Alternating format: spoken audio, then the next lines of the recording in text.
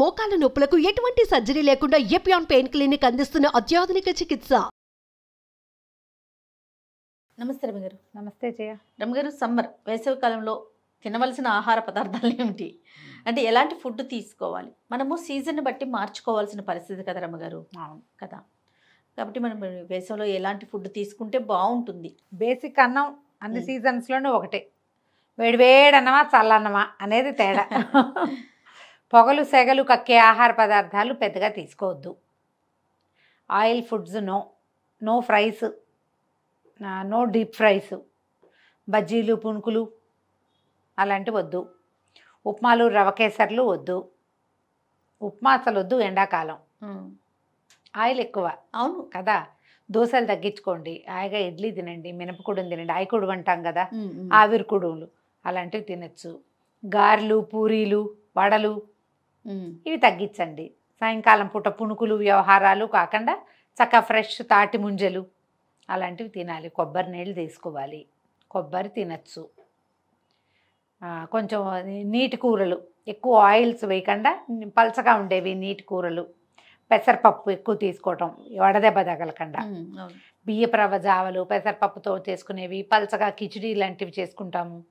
ఇవన్నీ వేడివేడిగా తినాలన్నది ఏం లేదు. కొంచెం చల్లబడిన ఆహారం తింటే ఒంటికి హాయిగా ఉంటుంది. ఇంకా కొంచెం సెగలు పొగలు కక్కుతున్నది తిన్నామనుకో, ఇంకా కొంచెం చెమట పోసి నిస్త్రాణ వస్తుంది, తిన్నది ఓపిక ఉండదు, నీరసం వస్తుంది. ఇక ఎట్లాగూ ఎండాకాలం కాబట్టి మామిడికాయతోటి చేసేటువంటి రకరకాల పదార్థాలు, మామిడికాయలు ఎక్కువ. అవును, చక్కగా మల్లెపూలు అవి పెట్టుకుంటూ ఉంటాం. ఆహారాల్లో భాగంగా పువ్వుల వాసన వస్తుంటే సంతోషంగా ఉంటుంది కదా. ఇది ఎలా అంటే ప్రతిసారి మనం సీజన్లు మార్పు వచ్చినప్పుడల్లా మనమేం మార్చుకోం, మనమేం అనం, ఆటోమేటిక్గా మారిపోతుంది. అబ్బాయి ఇంత వేడివేడి అన్నం ఎవడు తింటాడు, ఏదో చల్లగా అంత అన్నం పొద్దునే రాత్రి అన్నం ఉంటే ఒక గుప్పెడు అన్నం తింటే సరిపోతుంది. పులిహార్లు అవి తగ్గించండి, పులిహార్లు వద్దు. దాని బదులు దద్దోజనం బెస్ట్. అవును, పెరుగన్నం కలుపుకొని కొంచెం చిన్న తాలింపు వేసుకునో వేసుకోకుండానో కాసిన ధాన్యం గింజలు వేసుకుని, 2 జామకాయ ముక్కలు వేసుకుని, లేదా 2 యాపిల్ ముక్కలు వేసుకుని, అరటిపండు ముక్కలు వేసుకునో పెరుగన్నం తింటే కడుపులో చల్ల కదలకుండా ఉంటుంది. మజ్జిగ అన్నము అలాంటివి పెంచుకుంటే బాగుంటుంది. ఈ చింతపండు వ్యవహారం కొంచెం తగ్గించుకుని మామిడికాయ పులుపుని యాడ్ చేసుకోండి. ఇప్పుడు రసం అది పెట్టుకున్నాం అనుకోండి రమ్మగారు, చింతపండుకు బదులు మామిడికాయ రసం, పచ్చి మామిడికాయ రసం చాలా బాగుంటుంది. మామిడికాయ చారు ఎలా చేసుకోవాలో మన ఛానల్లో ఉంది, వెతకండి. పచ్చి మామిడికాయ రసం బాగుంటుంది, హాయిగా ఉంటుంది అన్నంలో తినడానికి. తోతాపూరి మామిడికాయలు అయితే బెస్ట్. ఇప్పుడు వస్తాయి అంటారా? ఇంకొక 15 రోజులు పోతే వచ్చేస్తాయి. తర్వాత ఏమో కొంచెం జావలు తాగటం, బియ్యపు రవ్వ జావని, తర్వాత జొన్న రవ్వ జొన్న గట్కని, తర్వాత రాగి మాల్ట్.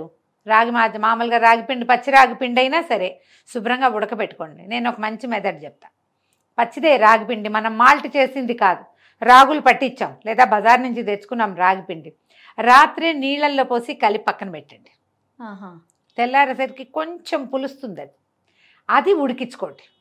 దాంట్లో మజ్జిగ ఉప్పు వేసుకోండి.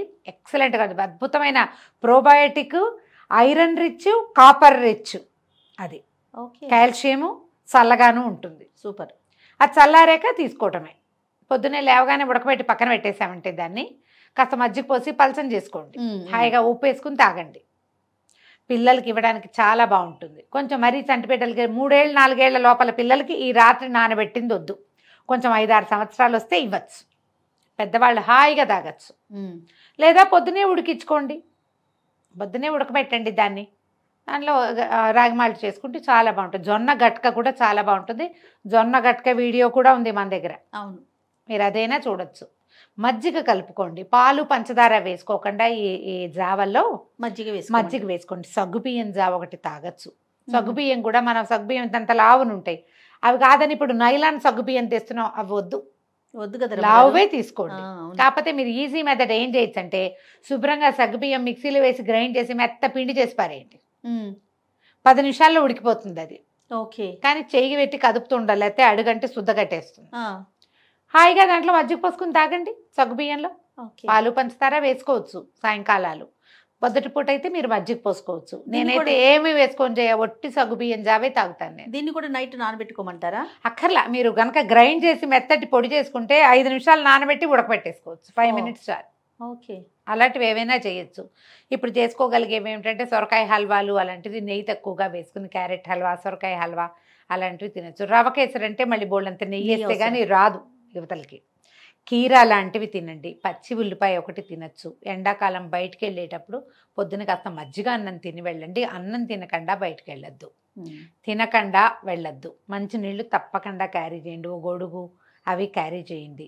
తలకు ఒక టోపీ పెట్టుకోవటం, గాగుల్స్ పెట్టుకోవటము అలాంటివి ఉంచుకోండి. పిల్లలకు కూడా అవి వేస్తే మనం ఎక్కడికైనా వెళ్ళేటప్పుడు శుభ్రంగా ఒక బాక్స్లో అంత పెరుగన్నం కలిపేసి పెట్టుకెళ్తే ఎక్కడైనా అవసరపడితే పిల్లలకు అరటిపండు, మామిడి పండు మొక్కో నలిచి పెట్టేసేయచ్చు చక్కగా. అవును, ఎండలో ఇబ్బంది లేకుండా ఉంటుంది. ఆహారం క్యారీ చేయకుండా కానీ తినకుండా కానీ ప్రయాణాలు చేయొద్దు.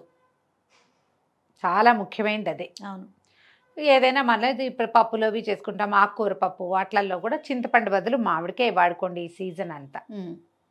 తర్వాత ఆంపన్నా లాంటివి చేసుకోవచ్చు. పచ్చి మామిడికాయ ఏదే జ్యూసు, నిమ్మకాయ జ్యూస్ లాంటివి తీసుకోవచ్చు. లెమన్ జ్యూస్ తీసుకోవచ్చు. సబ్జా గింజలు నీళ్ళల్లో వేసి బాగా నానబెట్టడం. పొద్దున్నే వేసామంటే 11 గంటలకల్లా సరిపడా నానిపోతాయి. సబ్జా గింజలు తీసుకోవచ్చు రోజుకొకసారి.